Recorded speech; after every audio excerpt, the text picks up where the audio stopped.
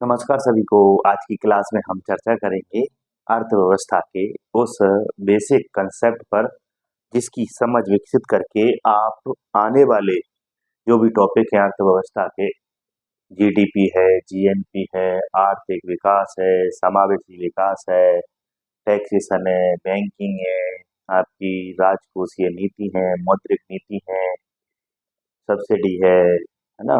ये सब आप पढ़ सकते हैं और ये सब आप समझ सकते हैं कि कैसे विदेश व्यापार और ये सब चीजें मतलब कि आप आराम से समझ सकते हैं जब आप अर्थव्यवस्था के जो बेस है, जो नींव है, उसको आप समझ पाएंगे। कई बच्चों की सबसे बड़ी समस्या यही रहती है कि उन्हें यही नहीं पता कि अर्थव्यवस्था में क्या पढ़ना है, अर्थव्यवस्था का अर्थ क्या है, उसके प्रकार क्या है, आर्थिक समृद्धि क्या है, आर्थिक विकास क्या है, प्रगति क्या है ना। ये सब पर आज चर्चा करने वाले हैं ना। सबसे पहले आइए कि अर्थव्यवस्था का अर्थ क्या है, इसे समझेंगे।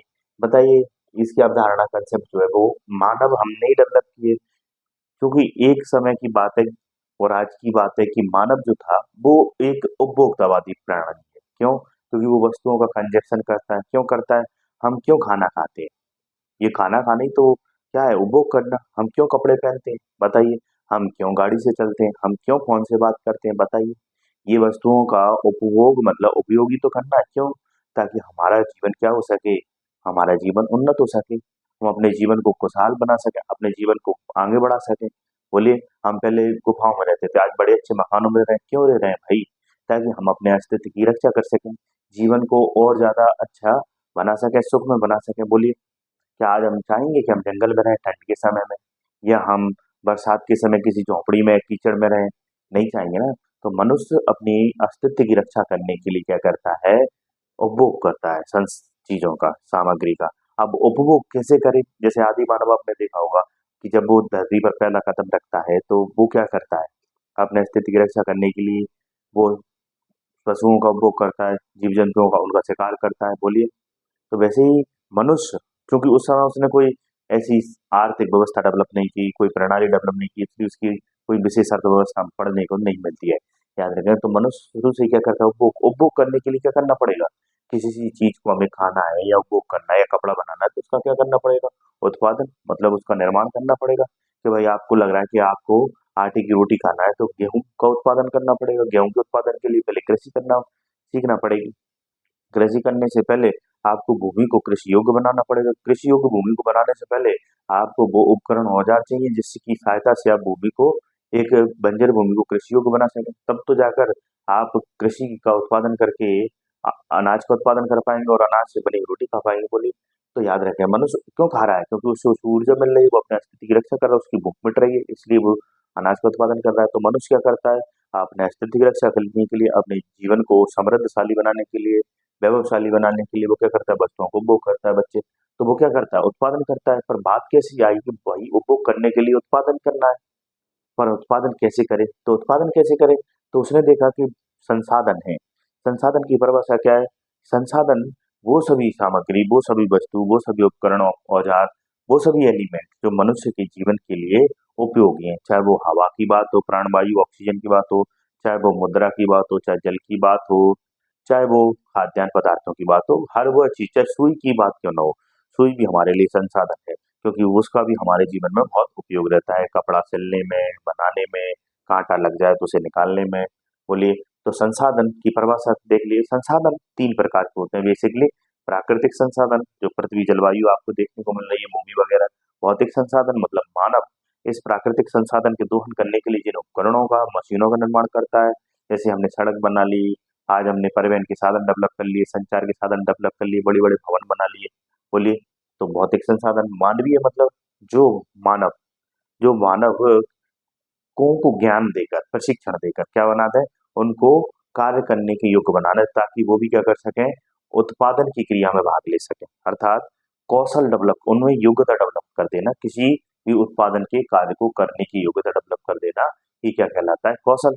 और ऐसा कौशल युक्त व्यक्ति ही मानव संसाधन कहलाता है। जैसे कि हमने किसी व्यक्ति को डॉक्टर बना दिया, इंजीनियर बना दिया, बोलिए, वकील बना दिया, शिक्षक बना दिया। क्यों बना दिया? क्योंकि मनुष्य का हमेशा कंसेप्ट क्या रहेगा? कि उसे उपभोग करना है, उसे शिक्षा भी प्राप्त करना है, उसे क्या करना है? प्रकृति की शक्तियों का इस्तेमाल उन्हें साधना है। आज हमने क्या किया कि मनुष्य ने अपने ज्ञान के माध्यम से एक इंजीनियर डेवलप किया। उस इंजीनियर ने जो बड़ी-बड़ी नदियाँ थी, उन नदियों को साध कर बड़े-बड़े डैम बना दिए और डैम से आज बिजली का उत्पादन किया जा रहा है। बताइए आप? तो ये जो प्राकृतिक संसाधन था, उसका हमने इस्तेमाल किसमें किया? आज बिजली के उत्पादन में, आज लाइट बनाकर हम बैठे हुए हैं। और देखिए पहले से मानव का जीवन लालटेन में बीतता था, आज देखो लाइट लालटेन और चिमनी के स्थान पर लाइट्स में जीवन यापन होने से पहले से ज़्यादा जीवन कितना सुगम और अच्छा हो गया है, बेहतर हो गया है, ठीक है? तो उसने क्या किया, इन संसाधनों के माध्यम से उत्पादन के साधन डेवलप किए, जैसे कि भूमि है। भाई पहले भूमि चाहिए उत्पादन के लिए, किसी भी चीज़ का प्रोडक्शन करना है, तो अब हमें तो होगा नहीं, पहले भूमि चाहिए और भूमि उसने डेवलप की। फिर उसने श्रम, वही इस पर भूमि पर काम करने के लिए मुझे श्रम चाहिए, तो उसने मानव संसाधनों को डेवलप किया होगा। पूंजी मतलब उसमें क्या चाहिए, मशीन। पूंजी का परिभाषा क्या है कि ऐसे साधन जिसमें उत्पादन की शक्ति निर्मित, जो उत्पादन की शक्ति की क्षमता हो, चाहे वो सड़क ही क्यों ना हो, वो भी पूंजी है। हमारी रेलगाड़ी क्यों ना हो, पूंजी है, क्योंकि प्रत्येक वस्तु में उत्पादन की क्षमता निहित है, वो पूंजी है। हमारे पास जो पैसा है उसका निवेश करना, वो भी पूंजी है। पैसे में भी क्या है, उत्पादन की क्षमता। साहस मतलब जोखिम उठाने वाले लोग, और संगठन मतलब एकत्रित होकर सामूहिक रूप से ये लोग प्रयास करते हैं, किसी एक लक्ष्य को टारगेट करते हैं कि इस लक्ष्य को हमें प्राप्त करना है। तो सामूहिक रूप से किसी लक्ष्य को प्राप्त करने के लिए बनाया गया लोगों का समूह क्या कहलाता है, संगठन कहलाता है। तो आपने देखा कि उसने देखा है कि भाई मुझे क्या करना है, उपभोग करना है वस्तुओं का। क्यों करना है? क्योंकि मुझे अपने अस्तित्व की रक्षा करना है। नहीं, भूख प्यास से बिना वस्तुओं के अभाव से तो मेरी मृत्यु हो जाएगी, मेरे अस्तित्व को मैं समाप्त कर दूंगा, मेरे अस्तित्व को बचा। उपभोग करने के लिए क्या करेगा, उत्पादन। उत्पादन करने के लिए उसने संसाधन देखे, तीन प्रकार के, और इन्हीं संसाधनों के दम पर उसने बल पर क्या किया, साधन डेवलप किए। भूमि, श्रम, पूंजी, साहस और संगठन। शुरुआत में पहले सात चार साधन थे, अब पांचवा साधन भी होने लगा, संगठन। जैसे कि मैं आपसे एक बात करूं कि हमें क्या करना है, उपभोग करना है किसकी, आलू की चिप्स का। बताइए बच्चे, आलू की चिप्स का उपभोग करना है, तो इनपुट में हमें क्या चाहिए, भूमि चाहिए, श्रम चाहिए, पूंजी चाहिए, साहस चाहिए, संगठन चाहिए। ये उत्पादन के साधन है, ये चाहिए, तभी हमें आउटपुट में उपभोग करने के लिए क्या मिलेगी, चिप्स चाहिए। वो चिप्स मिलेगी कि नहीं मिलेगी? आपने कहा मुझे तो चिप्स खाना है, पर चिप्स मिलेगी कैसे? जब आपके पास उत्पादन के साधन ही नहीं होंगे, तो आप उपभोग नहीं कर पाएंगे, उपभोग नहीं कर पाएंगे तो आपका अस्तित्व खत्म हो जाएगा। बोलिए। तो याद रखें, ये अर्थव्यवस्था के क्रम में हमने अवधारणा को समझ रहे हैं, आगे बढ़े अब, कि मानव ने अब देखा कि उसके पास उत्पादन के जो साधन है, श्रम, मानव जो श्रम है, पूंजी है, भूमि है, ऐसा तो नहीं कि भैया भूमि को वो रबड़ की तरह खींचे, वो सीमित ही है। परंतु मनुष्य की जो उपभोग की आवश्यकता है वो अनंत है। बोले। तो मनुष्य की उपभोग की आवश्यकता जो अनंत है और साधन सीमित है, इन दोनों में सामंजस्य रखना, मतलब उपभोग और उत्पादन की जो प्रक्रिया है उसके बीच में संतुलन बैठाना नहीं, क्या कहलाता है, अर्थव्यवस्था। जब वह उत्पादन के साधनों का उपार्जन करता है तो उसे अर्थ कहते हैं।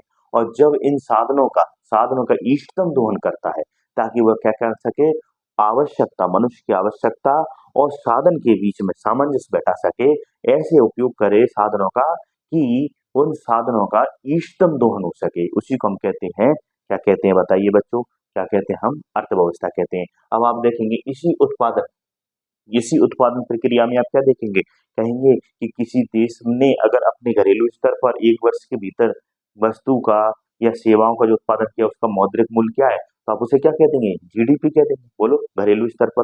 तो जीडीडी का मतलब जो डोमेस्टिक स्तर पर, डी का मतलब डोमेस्टिक स्तर पर जो प्रोडक्शन हो रहा है, पी मतलब प्रोडक्शन हो रहा है, उत्पादन। तो बताइए, उपभोग और उत्पादन के बीच में संतुलन, तो भाई आपकी आवश्यकताएं अनिश्चित है, आपकी आवश्यकताएं अनंत है, और हमारे पास उत्पादन के साथ साथ क्या है, सीमित है। यही देखा जाता है जीडीपी में, क्या देखा जाता है, यही देखा जाता है कि भाई उपभोग कितना हो रहा है, उत्पादन कितना करना है। बोलिए। जीडीपी। और यही जीडीपी में हम देखते हैं कि हमने कोई भी, मान लीजिए कि उसमें मशीन यूज की उत्पादन के दौरान, तो हमारा कितना पैसा उसमें उत्पादन के दौरान लगा, जब उसका माइनस कर देते हैं तो हम जीडीपी से वही चीज हमारी क्या बन जाती है, जीएनपी बन जाती है, ग्रॉस नेट प्रोडक्ट बन जाता है। कि भाई हमारे पास, जैसे कि मान लीजिए, एक उदाहरण से समझ सकते हैं कि एक रिक्शा चालक है, वो रिक्शा चलाया दिन भर और उसने टोटल 100 रुपये कमाए।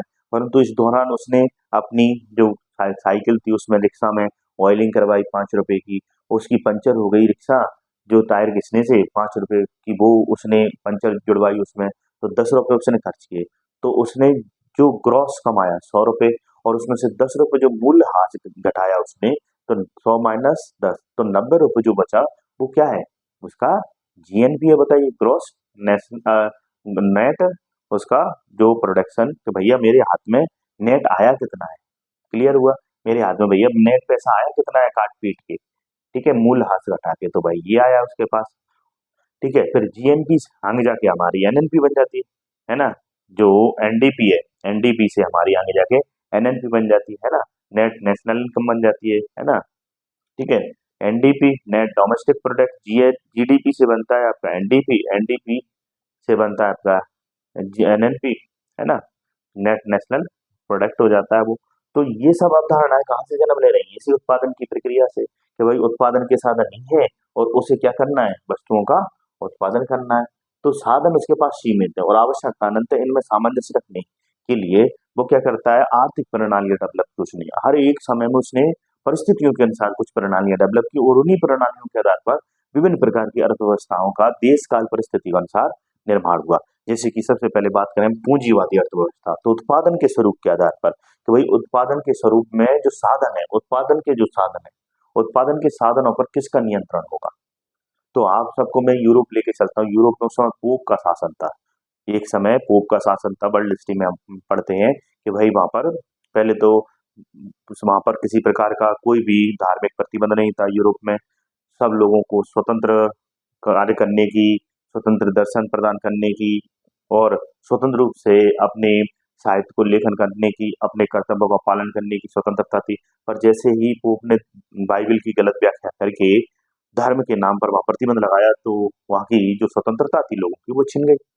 और जब वहाँ स्वतंत्रता छिनी, तो वहाँ कह सकते हैं उत्पादन की प्रक्रियाएं ठप हो जाती हैं, अर्थव्यवस्था और समाज दोनों ही अंधकारमय युग में चले जाते हैं। तो वहाँ जब पुनर्जागरण होता है, तो वहाँ जो उद्योगपति आते हैं, अर्थात जो उत्पादन कार्य करने वाले लोग आते हैं, समाज की आवश्यकताओं की पूर्ति करने वाले लोग जब वहां पर सामने आते हैं, वो कहते हैं कि भाई राज्य का किसी प्रकार का हस्तक्षेप नहीं होना चाहिए, राज्य का हस्तक्षेप नहीं होना चाहिए। जैसी जैसी डिमांड होगी बाजार की, वैसा हम उत्पादन करेंगे और उत्पादन के साधन हमारे किसी भी प्रकार से राज्य के हस्तक्षेप में नहीं होंगे, हमारे नियंत्रण में होंगे। और बिल्कुल इसमें आक्षेप, लेसिस फेयर की नीति बोलते हैं, जिसमें आक्षेप की नीति होनी चाहिए, किसी प्रकार से राज्य का इसमें उत्पादन के साधनों को लेकर, उत्पादन की क्रियाओं को लेकर किसी प्रकार का कोई भी हस्तक्षेप नहीं होना चाहिए। तो इसमें क्या हुआ, इसमें क्या हुआ, निजीकरण को, निजी कुछ लोग जिनके पास साधन थे, जिनके पास उत्पादन के साधन थे, उन्होंने इन उत्पादनों के साधनों से क्या किया, उत्पादन किया और अपनी पूंजी एकत्रित की और देखा भाई कोई निजी स्तर पर उत्पादन कर रहा है, जिसमें राज्य किसी प्रकार से किसी को नहीं रोक रहा है, जो जैसी योग्यता रखता है, जिसके पास जैसे साधन है, वो क्या करे, खुले बाजार की प्रक्रिया में आकर कार्य करे, सक्षम है। तो ये वहां की विचारधारा थी। तो पूंजी बाद में यही बात पर बल दिया गया कि भाई जिसके पास साधन है, योग्यता है, वो काम करे। और की तो कुछ लोगों के पास साधन थे, हर किसी के पास थे नहीं। तो देखा कि जिन लोगों के पास साधन थे, उन्होंने बाजार की आर्थिक गतिविधियों को कब्जा कर लिया और उन्होंने सिर्फ और सिर्फ अपना आर्थिक लाभ कमाया। बच्चों, उनके केंद्र में क्या था, सिर्फ लाभ कमाना। पूंजीवाद के केंद्र में क्या था, सिर्फ लाभ, मुनाफा। इसलिए उन्होंने बड़े स्तर पर क्या किया, अपने यहाँ जो कारखाने और उद्योग धंधे स्थापित किए, उसमें मजदूरी की दरें निर्धारित नहीं की, काम के घंटे निर्धारित नहीं किए, 16-16 घंटे लोगों से काम कराया जाता था, मजदूरी कम दी जाती थी। तो वहां क्या हुआ, शोषण हुआ मजदूरों का। जब मजदूरों का पूंजीवाद में शोषण हुआ और देखा गया कि एक देश है रूस, जिसमें प्रथम विश्व युद्ध के दौरान साम्यवादी क्रांति हुई और साम्यवादी सरकारों का गठन हुआ, और उस प्रथम विश्व युद्ध के पश्चात 1930 के दशक में आर्थिक महामंदी का दौर आ गया, जिससे कि अमेरिका जैसी जो पूंजीवादी अर्थव्यवस्थाएं थी, जिन्होंने अपने देश में राजनीतिक हस्तक्षेप के बिना ही पूंजीपतियों को संरक्षण दे रखा था, पूंजीवाद को संरक्षण दे रहे, वो ढह गई। जब वो ढह गई तो ये बात सामने आई। खुद रूजवेल्ट उस समय अमेरिका के राष्ट्रपति थे, उन्होंने न्यू डील का सिद्धांत दिया था। उन्होंने खुद कहा कि भाई राज्य का हस्तक्षेप होना चाहिए। तो राज्य का यहाँ हस्तक्षेप प्रारंभ होता है। कहते हैं कि राज्य का हस्तक्षेप इसलिए जरूरी है क्योंकि बिना राज्य के हस्तक्षेप के वेलफेयर काम नहीं हो सकते, क्योंकि पूंजीवाद ने कभी वेलफेयर काम, लोक कल्याणकारी काम किए ही नहीं। इसलिए सामने आई एक व्यवस्था, समाजवाद, अर्थात इसके केंद्र में क्या होगा, वेलफेयर सोसाइटी होगी। मतलब कि इसमें आपका मुख्य रूप से राज्य का हस्तक्षेप होगा। कितना कैसे उत्पादन करना है, ये राज्य डिसाइड करेगा और राज्य पूरी कोशिश करेगा कि भाई संसाधनों का, जो उत्पादन के साधन है, उनका, उनसे उत्पादन ऐसे हो, वितरण ऐसे हो, उपभोग ऐसे हो कि सबको मिले चीजें, ताकि लोगों का कल्याण हो। भाई अगर कोई पूंजीपति ट्रेन चलाएगा, कोई भी उद्योगपति ट्रेन चलाएगा, तो उसका मुख्य उद्देश्य क्या होगा, अब खुद का लाभ कमाना, बताइए। और कोई अगर सरकार ट्रेन चलाएगी तो उसका मुख्य उद्देश्य होगा कि समाज का कल्याण करना, मतलब उसके केंद्र में समाज होगा, पूंजीवाद के केंद्र में क्या होगा, सिर्फ पूंजी केंद्र में होगी, मुनाफा केंद्र में होगा। और आगे चलकर जब देखा कि 1960 और 70 के दशक में जब शीत युद्ध का दौर था, जब देखा कि अकेला अकेला समाजवाद मतलब अकेला राज्य समाज की समस्त आवश्यकताओं की पूर्ति नहीं कर सकता। कहीं ना कहीं समाजवाद के साथ किसको चलना चाहिए, पूंजीवाद को भी चलना चाहिए, मतलब निजी उद्योगों को भी हमें संरक्षण देना चाहिए। तो कोशिश की गई कि समाजवाद और पूंजीवाद को एक साथ चलाया जाए, और इसी क्रम में मिश्रित अर्थव्यवस्था का निर्माण हुआ, मतलब वहां आपके निजी उद्योग भी होंगे और वहां पर आपके सरकारी उद्योग भी होंगे। क्लियर हुआ? ठीक है।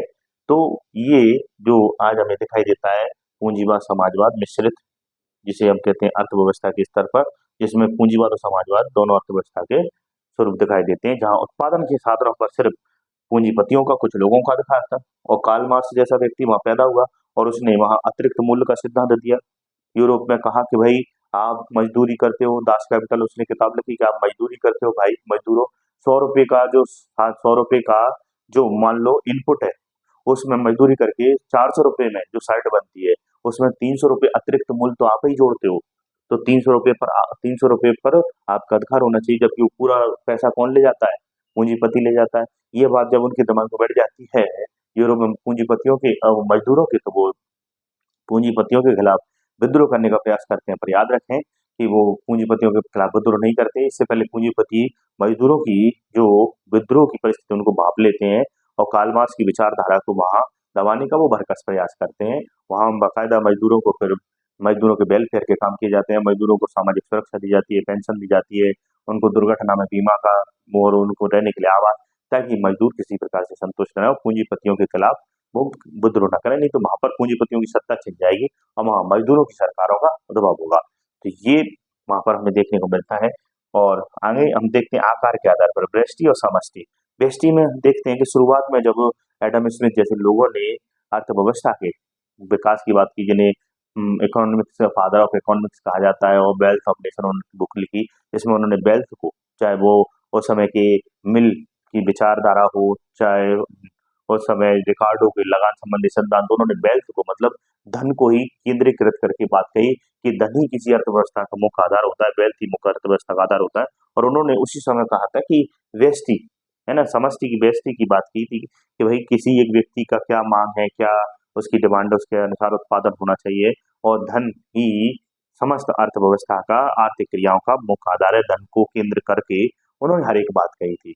तो उन्होंने जो अर्थव्यवस्था के प्रकार की बात की थी, आकार की, वो ऐसी बात की कि सिर्फ एक सीमित स्तर पर, एक छोटे स्तर पर, कि किसी एक व्यक्ति के स्तर पर क्या अर्थव्यवस्था हो सकती है, पर बाद में चलकर यही अर्थव्यवस्था का स्वरूप व्यापक हो गया कि नहीं, हम एक देश के स्तर पर उत्पादन के साधनों का आकलन करना चाहिए, और इसे क्या कहा गया, समष्टि कहा गया।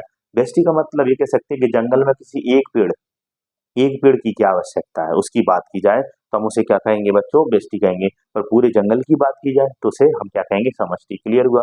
आकार के आधार पर आज आप देखते हैं अर्थव्यवस्था में समष्टि की बात की जाती है कि पूरे देश में जीडीपी का उत्पादन कितना हो रहा है ना, एनडीपी का उत्पादन कितना हो रहा है, एनएनपी कितनी है ना, पीसीआई पर कैपिटा इनकम कितनी है, पूरे देश के स्तर पर राष्ट्रीय नीति बनाई जाती है। ठीक है, पूरे देश के उत्पादन उत्पादन के आंकड़ों का आकलन और विश्लेषण किया जाता है।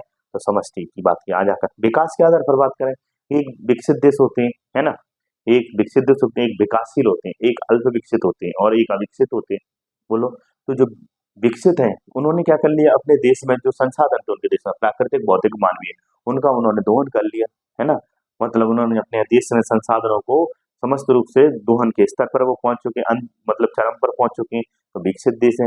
और विकासशील है, जो बेचारे क्या कर रहे हैं, अभी संसाधनों का दोहन करना प्रारंभ कर दिए, भारत जैसे लोग जो विकासशील। अल्पविकसित देश कैसे हैं, जिन्होंने अपने यहाँ संसाधनों का दोहन करना अभी प्रारंभ ही नहीं किया, मतलब उनके यहाँ अभी भी मानवीय संसाधन नहीं है, उनके यहाँ अभी भी जनसंख्या बड़े स्तर पर अशिक्षित है, उनके पास भौतिक संसाधन मतलब आधारभूत संरचना नहीं है, उनके पास प्राकृतिक संसाधन तो है पर उनका उपभोग करने की उनके पास तकनीक नहीं है। बोलिए, उनके पास लोग नहीं है, उनके पास मशीन नहीं है। तो ऐसे लोग अल्पविकसित और अविकसित कांगो जैसे देश, अफ्रीकन देश में आप देखेंगे कि कई देश जिसके पास संसाधन भी नहीं है किसी प्रकार के, और ना उनके पास जो है भी उनका भी वो इष्टतम दोहन नहीं कर पा रहे। तो याद रखें कि विकास के आधार पर, संसाधनों के उपभोग के आधार पर, कि भाई जिस देश ने अपने समस्त संसाधनों का उपयोग उपभोग इष्टतम कर लिया है, वो विकसित हो चुका है। अर्थात उसने मानव को भी इष्टतम दोहन कर लिया, उचित दोहन कर लिया, है ना? भौतिक संसाधनों का भी और प्राकृतिक को जो इस प्रक्रिया में लगा हुआ है वो विकासशील है ना? जिसे हम ऐसे भी कहते हैं कि जहाँ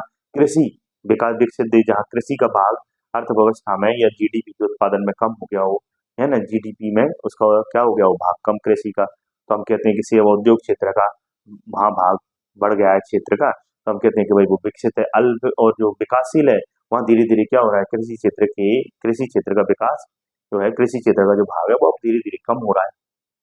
अल्प विकसित है वहाँ कृषि क्षेत्र का ज्यादा से ज्यादा क्या है, आप सकल घरेलू उत्पादन में भाग जाता है, वहाँ अब अभी भी विकास की प्रक्रिया प्रारंभ ही नहीं हुई, वहाँ संसाधनों का अभी दोहन प्रारंभ नहीं हुआ, वह संसाधन डेवलप ही, और अविकसित मतलब जिनके पास संसाधन ही नहीं है और हैं तो उनका इष्टतम दोहन करना ही नहीं आता उनको, है ना? कांगो जैसे देश है ना। और अब आगे चलते हैं हम, आगे देखते हैं आश्रित और निर्भरता के आधार पर। एक होते हैं आश्रित, आश्रित मतलब जो दूसरे देशों पर या दूसरे देशों की अर्थव्यवस्था पर निर्भर है भैया, है ना? कि भैया तुम दोगे तभी हमारे देश में किसी वस्तु का क्या होगा, उत्पादन होगा। बोलिए जैसे कि ब्रिटिश काल में हम अंग्रेजों पर आश्रित हो गए, बोलो, बने हुए माल के लिए वो कच्चा माल ले जाते थे, बने हुए माल फैक्ट्रियों से ला ला कर हमारे देश में बेचते थे। हम मूर्ख की व्यक्ति होगा जो अपने घर का आटा पड़ोस में देकर कहेगा कि मुझे बनी बनाई रोटी दे दो, वो भी महंगे दाम पर। बोलिए वो काम हमारे साथ हुआ, हम आश्रित थे। और आज भी हमारा विदेश व्यापार देखें तो अधिकांशतः क्या है, बहुत बहुत पेट्रोल को लेकर आश्रित हैं, हम विभिन्न प्रकार की धातुओं को लेकर आश्रित हैं, उर्वरक को लेकर आश्रित हैं, दालों को लेकर, मतलब बहुत सारे सामान को लेकर आज भी हम क्या है, विदेशी चीजों पर निर्भरता है। तभी तो भारत सरकार ने एक अभियान चलाया, आत्मनिर्भर भारत अभियान, कि अब हमें आश्रित नहीं होना किसी देश पर, अपने ही देश में हमें इन संसाधनों का क्या करना है, डेवलपमेंट करना है। इन्हीं संसाधनों के दम पर हमें वो साधन डेवलप करना जिससे हम उत्पादन कर सकें और उपभोग कर सकें, हमें किसी देश पर निर्भर नहीं। इसलिए हम कहते हैं made in India, make in India, स्वदेशी आंदोलन क्यों चलाया जा रहा है, ये स्वदेशी पर क्यों बल दिया जा रहा है आज, इसलिए बल दिया जा रहा है ताकि अपने ही देश में, मतलब अपने ही घर में आटा हो, अपने ही घर के आटे से अपने ही घर में रोटियां बनाओ और खाओ। हमें किसी दूसरे देश की चक्की में हमारा आटा नहीं पिसवाना है और वहां से महंगी रोटियां हमें इसके बदले में नहीं लेना है, सीधी बात है ना? अर्थव्यवस्था के आयाम कितने होती है ये भी मैं आपको, ये और ये देख लीजिए, इसमें इसमें ये और होता है, विदेश व्यापार के आधार पर एक अर्थव्यवस्था होती है बंद और एक होती है खुली। बंद अर्थव्यवस्था जिसका किसी भी देश के साथ कोई भी लेना देना नहीं है ना, जिस देश ने आयात निर्यात करना ही बंद कर दिया। और खुली अर्थव्यवस्था जिस देश के बंदरगाह और जिस देश का व्यापार विदेशों के लिए, अन्य देशों के लिए खुला हुआ है ना, उसे हम विदेश व्यापार कहते हैं। और आप देखते हैं कि हमारे देश में हड़प्पा काल से ही विदेश व्यापार होता रहा है, हमारी अर्थव्यवस्था हड़प्पा काल से ही खुली अर्थव्यवस्था रही है। सोचिए आप, हड़प्पा काल देख सकते हैं, मौर्य काल देख सकते हैं, गुप्त काल देख सकते हैं आप, मध्यकाल देख सकते हैं आप। आधुनिक भारत में ही अंग्रेजों ने हमारी अर्थव्यवस्था को क्या कर दिया, चौपट कर दिया। जो बची कुची हमारी आर्थिक नीतियां थी वो ऐसी उन्होंने शोषणकारी नीतियां बनाई कि भारतीय अर्थव्यवस्था को आर्थिक औपनिवेश शिखर अर्थव्यवस्था में बदल दिया, जहाँ दादा भाई नेहरू जी जैसे लोग उस समय भारतीय राष्ट्रीय कांग्रेस में लीडरशिप करते हुए बता रहे हैं कि अंग्रेजों ने भारत में से धन का किस प्रकार से निष्कासन किया है। और शुरुआती स्तर पर कांग्रेस ने अंग्रेजों की अर्थव्यवस्था के इस स्वरूप को उजागर करके कांग्रेस ने अंग्रेजों के खिलाफ इसे हथियार भी बनाया और लोगों को, भारतीय लोगों को जागरूक किया कि किस प्रकार से भारत में जितने भी बादल बादल उठते हैं पैसे के, जो समस्त अच्छाई जो है गंगा नदी की किनारे की, वो समझ सोख कर लंदन की टेम्स नदी में जाकर क्या कर दी जाती है, उड़ेल दी जाती है। अर्थात भारत से जो बादल उठ रहा है वो पानी भारत में न बरसा के इंग्लैंड में बरसा रहा है भाई साहब, ठीक है? तो उस समय हमारी अर्थव्यवस्था एक तो अंग्रेजों पर आश्रित थी, खुली तो थी। 1813 का अधिनियम आप याद करो, मुक्त व्यापार की नीति अपनाई कि सभी आ जाओ भारत में व्यापार करने के लिए, पूरा इंग्लैंड भारत में व्यापार करने के लिए आ गया, बोली। तो वही खुली थी, पर उस खुली अर्थव्यवस्था का लाभ नहीं मिला हमें, क्योंकि कच्चे माल का हमें निर्यातक बना दिया और बने हुए माल का भारत को आयातक बना दिया। तो ऐसा देश होगा ये काम करेगा, पर अंग्रेजों ने जानबूझ के इसलिए किया ताकि भारत से समस्त अच्छाइयों को सोख कर इंग्लैंड ले जाया जाए, ताकि उनके उद्योग धंधों को क्या कर सके, वो विकसित कर सके। ना तो उन्होंने कोई आधारभूत संरचना का निर्माण किया, ना कोई आधारभूत उद्योगों की भारत में स्थापना की, ठीक है? बंद अर्थव्यवस्था जिसका किसी भी देश के साथ आयात निर्यात ना हो। आज आप देखते हैं अमेरिका के राष्ट्रपति ने टैरिफ लगा दिया कि भाई इतनी आयात शुल्क जिससे कि उसके देश में अन्य वस्तुओं के दाम क्या हो जाए, महंगे हो जाए, जिससे व्यापार ही ठप हो जाए। इसी को कहते हैं भाई कोटा निर्धारित कर देना, आयात शुल्क में वृद्धि कर देना। ये क्या है किसी भी देश के साथ व्यापार को बंद करने के तरीके। इससे क्या होता है, विश्व स्तर पर विभिन्न देशों में भय का और संदेह का वातावरण आ जाता है। वही भविष्य में पता नहीं अगर ये टैरिफ बार हुआ कि विभिन्न देशों ने अपने देश के बंदरगाहों को बंद करके अपने व्यापार को क्या किया, सीमित करने का, संरक्षित करने का प्रयास किया और बड़े स्तर पर अपने आपस में व्यापार बंद हो गए, तो फिर क्या होगा, तो हर एक देश फिर कोशिश करता है कि अपन पूरी कोशिश करें कि हमारे देश में हम आत्मनिर्भरता को लेकर आए, है ना? इसलिए आत्मनिर्भरता बहुत जरूरी भी है, एक ऐसी अर्थव्यवस्था जो आत्मनिर्भरता हो। ठीक है, तो चलिए आइए ये तो हमने अर्थव्यवस्था की बात की। अर्थशास्त्र की बात करें तो अर्थशास्त्र में भी याद रखना 4 आयाम होते हैं अर्थशास्त्र में, है ना? मतलब कि ये उपभोग, उत्पादन, विनिमय और वितरण। शुरुआत में आपने देखा कि उपभोग उत्पादन पर हमने इतनी चर्चा की थी, तो वो अर्थशास्त्र में ही इन 4 जो आयाम है उनका पहले 2 ही आयाम थे। 2 आयाम क्या थे कि उपभोग कितना करना है, उत्पादन कितना करना है और जो उत्पादन किया है उसका उपभोग कैसे करना है ना? यही थे। परंतु बाद में देखा कि भाई जो उत्पादन हुआ है अगर वो अधिशेष में हो गया है तो उसको कहाँ ले जाकर कैसे उसका विनिमय करना है, एक्सचेंज कैसे करना है, तो भाई हमारे यहाँ इतना ज्यादा उत्पादन इस चीज का हुआ, तुम्हारे यहाँ इतना इस वस्तु का हुआ, तो एक दूसरे से कैसे विनिमय करना है। तो जब विनिमय की बात है एक दूसरे से एक्सचेंज करने की, तो विनिमय की बात हो गई कि भाई विनिमय करेंगे हम इसी अर्थव्यवस्था में। फिर बाद में देखा कि भाई जिसके पास नहीं है उस तक कैसे पहुंचे, है ना? उसके पास कैसे पहुंचे उत्पादित सामग्री उपभोग करने के लिए, तो बात तो वितरण की भी आने लगी। तो शुरुआत में 2 थी, बाद में विनिमय और वितरण की भी बात होने लगी। जब अधिशेष की स्थिति आती है वस्तुओं की, तो भाई कैसे हम वस्तुओं को आपस में विनिमय करेंगे, तेरे पास ही ज्यादा है मेरे पास ही ज्यादा है, तो विनिमय की अर्थव्यवस्था में बात होने लगी। और जब देखा किसी के पास कुछ भी नहीं है तो उस तक बात कैसे पहुंचे, उस तक सामग्री कैसे पहुंचे, तो वितरण की भी बात होने लगी। क्रमबद्ध तरीके से जब हम इन 4 चीजों का अध्ययन करते हैं, विश्लेषण करते हैं, तो उसे अर्थव्यवस्था कहते हैं। अब इनका जो अध्ययन करते हैं इन 4 चीजों का, उस अध्ययन को क्रियात्मक या गत्यात्मक भी कहते हैं। तो भाई कहाँ अर्थव्यवस्था के इन क्षेत्रों का, इन इन जो टॉपिक है, ये जो एलिमेंट है, इनका कहाँ पर अध्ययन करना है, तो हम देखते हैं कि जहां पर अध्ययन करते हैं अर्थव्यवस्था के इन क्षेत्रों का, उसी को हम क्या कहते हैं, अर्थव्यवस्था के उसे हम अर्थशास्त्र का अर्थव्यवस्था कहते हैं ना। ठीक है, इसे ऐसे लिख लीजिए, यहाँ जगह नहीं है थोड़ी। ठीक है, अर्थव्यवस्था मतलब कि अर्थशास्त्र का क्रियात्मक अध्ययन। अर्थशास्त्र का क्रियात्मक अध्ययन जहाँ होता है उसी को हम अर्थव्यवस्था कहते हैं। कहाँ का क्रियाएं करता है मनुष्य उत्पादन के लिए, तो प्राथमिक क्षेत्र में करता है, द्वितीय क्षेत्र में करता है, तृतीय क्षेत्र में, चतुर्थ क्षेत्र में, पंचम। पहले 3 क्षेत्रों थे, आज 2 क्षेत्र और डेवलप हो गए। प्राथमिक क्षेत्र मतलब सबसे पहले मनुष्य यही तो करता है। जब जब आर्य आए थे भारत में, या जहाँ कोई भी सभ्यता पहले डेवलप होती है, वो पहले क्या कृषि अधिशेष लाती है, ताकि कृषि अधिशेष से क्या हो सके, बचत हो सके। बचत होगी तो लोग बेचने जाएंगे, व्यापार करेंगे, व्यापार करेंगे तो उद्योग धंधे स्थापित होंगे, विनिमय के केंद्र नगरों का विकास होगा। बोलो पहला नगरीकरण कहाँ हुआ था, हड़प्पा में। दूसरा नगरीकरण कब हुआ, महाजनपद काल में। पहले नगरीकरण कांसा धातु के साथ था, सिंधु घाटी में। दूसरा नगरीकरण लोहे के साथ गंगा घाटी में था। बोलिए, तो प्राथमिक क्षेत्र में क्या करते हैं हम, उपभोग करते हैं, उत्पादन करते हैं, विनिमय वितरण करते हैं। बोलिए, वही द्वितीय क्षेत्र है, जहाँ क्या करते हैं, कच्चे माल को लाकर उसे परिष्कृत करते हैं, उससे उपयोगी सामग्री बनाते हैं जो दीर्घकाल तक क्या करे, चले और मानव आवश्यकताओं की पूर्ति करे। तृतीय क्षेत्र में कि भाई इन दोनों क्षेत्रों के लिए वो क्या प्रोवाइड कराता है, क्या प्रोवाइड कराता है, सेवा प्रोवाइड कराता है। तो भाई आपको परिवहन संचार के साधन उपलब्ध कराता है। बोलिए, तृतीय क्षेत्र बैंकिंग वगैरह। चतुर्थ क्षेत्र में आज नया क्षेत्र बन गया है कि भाई हमें क्या करना है, शोध। तीनों क्षेत्रों के लिए शोध का कार्य करता है कि भाई कृषि में उन्नत बीजों का हम कैसे निर्माण कर सकते हैं। हम ऐसे जैसे गोल्डन राइस है कि कम खाओ, ताकि गोल्डन राइस में विटामिन प्रोटीन मिला दिए भाई, उसमें विटामिन मिला दिए, ताकि हम क्या कर सकें, उससे विटामिन ले सकें। विटामिन ए मिला दिया भैया, ताकि हमारे अंदर की बीमारियां भी कम हो और हमें कम खाकर भी पोषण ज्यादा मिले। बोलिए, तो शोध किया जा रहा है ना, हर एक क्षेत्र में। पंचम क्षेत्र में आप देख सकते हैं कि एक नया क्षेत्र डेवलप हुआ है कि निर्णय और सलाहकार जैसी संस्था डेवलप हो गई है, डिसीजन मेकिंग और प्रबंधन की, है ना, और एडवाइजरी की, कि भाई आपको कैसे अपनी संसाधनों को मैनेज करके उत्पादन को अधिकतम बढ़ाना है, ताकि अधिकतम लोगों तक लाभ पहुंच सके और आपकी कंपनी को भी लाभ पहुंच सके। कैसे राज्य को लोक कल्याणकारी बनाए, ऐसे डिसीजन मेकर आज हमें हमारे देश में नजर आते हैं। तो अर्थव्यवस्था के स्तर पर ये 5 क्षेत्र में नजर आते हैं। अर्थव्यवस्था का इन क्षेत्रों में हम क्या करते हैं, ज्ञान करते हैं। अब बताइए, अर्थव्यवस्था के स्तर पर हमें दिखाई देती है, एक शब्द दिखाई देता है, समृद्धि, एक विकास, एक खुशहाली, एक प्रगति। समझने का प्रयास करते हैं। समृद्धि का मतलब है मात्रात्मक, मतलब आपने अपने देश में कितनी संख्या में वस्तुओं का उत्पादन किया कि भैया हमने 10 बोरा उत्पादन कर लिया गेहूं का। तो इस मात्रात्मक, पहले शुरुआत में पूंजीवादी अर्थव्यवस्था में ये इसी बात पर बल दिया जाता था कि ज्यादा से ज्यादा उत्पादन हो। परंतु जब देखा कि ज्यादा से ज्यादा उत्पादन का लाभ सिर्फ पूंजीपतियों को मिल रहा है, उस का वितरण नहीं हो रहा समान रूप से, लोगों तक पहुंच ही नहीं रही चीजें। तो बात की कि समृद्धि सिर्फ मात्रात्मक है, और विकास की बात की कि इस मात्रा का क्या होना चाहिए, लोगों तक यह मात्रा सुविधाएं पहुंचनी चाहिए, लोगों के जीवन स्तर में तो सुधार हो।